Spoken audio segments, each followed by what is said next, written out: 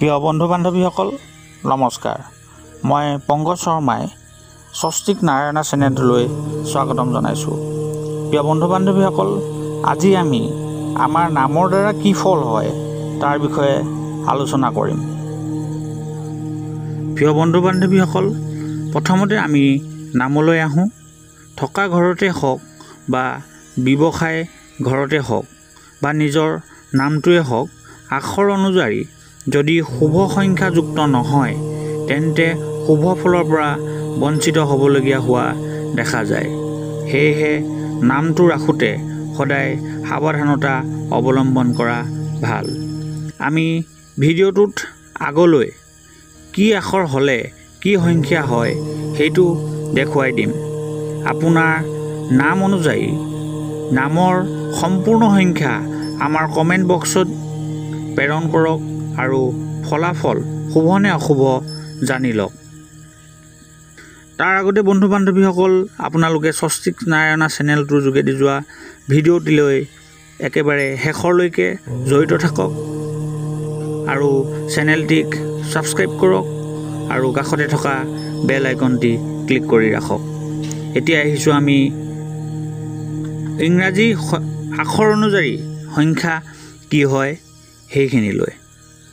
প্ৰিয় বন্ধু বান্ধৱীসকল, আপোনালোকে দেখিছে স্ক্ৰীণত A for 1, B for 2, C for 3,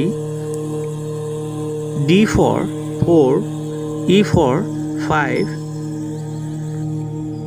F for 8, G for 3, H for 5, I for 1, J for 1, K for 2, L for 3, M for 4, N for 5, O for 7, P for 8, Q for 1, R for 2, S for 3, T for 4, U for 6, V for 6, W for 6, X for 5, Y for 1, Z for 7। আৰু যদি আপোনাৰ নামটিত XK8 তিনিওটি থাকে তেন্তে আপোনালোকে 8 ধৰিব।